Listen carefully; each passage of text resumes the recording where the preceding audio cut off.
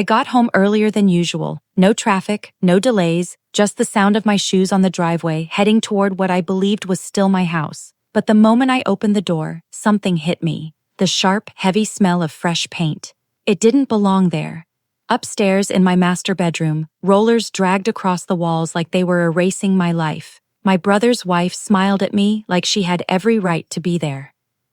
"We're renovating it before moving in," she said casually.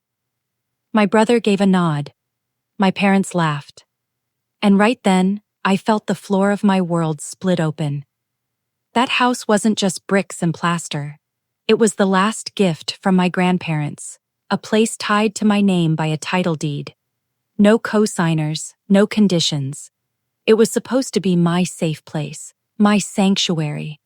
I had trusted them, my family, to honor that, to honor me. But standing there, watching them roll their colors over my walls, I finally understood. Trust was something they'd sold a long time ago. The warning signs had always been faint, hiding in plain sight. My mom urging me to take extra shifts. My dad joking about how much space I wasted.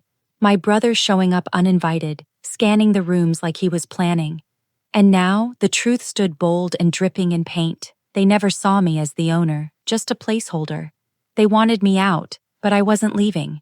And instead of screaming or begging, I only said one word. Interesting. Then I turned and walked away. That night, I laid the deed flat across my table. The ink was clear, the signatures undeniable. Sole owner, me.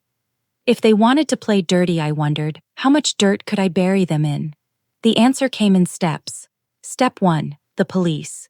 Not some frantic 911 call, but a calm, documented report of trespassing and damage. Pictures of wet paint, names of every guilty hand. Step 2, change the locks before sunrise, receipts tucked neat, yelly away. By the time they tried to walk back in, the brand new security system would catch them first. Step 3, the paper trail. My lawyer filed an injunction against unauthorized occupancy. Every legal nail hammered into place while they sat laughing inside a house that wasn't theirs. The next morning, my phone rang. My mother's voice cut sharp through the line, higher and louder than I'd ever heard. "Why did the police come to us? Why would you call them on your own family?" I let silence stretch, the kind that makes people squirm before landing the strike. "Because you were trespassing," I said, flat and final. She sputtered, desperate now. "We're your family." I didn't hesitate. "No, you're squatters, and squatters get removed." On the other end, I could almost hear her choking on her own arrogance, the same laughter she had used to fill my bedroom while they painted over my walls. That evening, when I pulled into the driveway, their cars were gone. Inside, the bedroom was stripped bare. No rollers, no paint trays, just walls that still reeked of betrayal, but they were mine again. On the porch, my father waited, stiff as a statue. His voice was low, almost grumbling. "This isn't right. You embarrassed us." I met his stare head-on, steady and unflinching. "No, you embarrassed yourselves. I just showed the world who you really are." For once, he had no comeback. Since then, they don't visit. They don't laugh in my house. They don't measure my walls or dream of repainting my life. The title deed still rests on my desk, untouched and untouchable. And when people ask why I keep my distance from my family, I smile. Because family doesn't drag paint rollers through your bedroom. Family doesn't laugh while they erase you.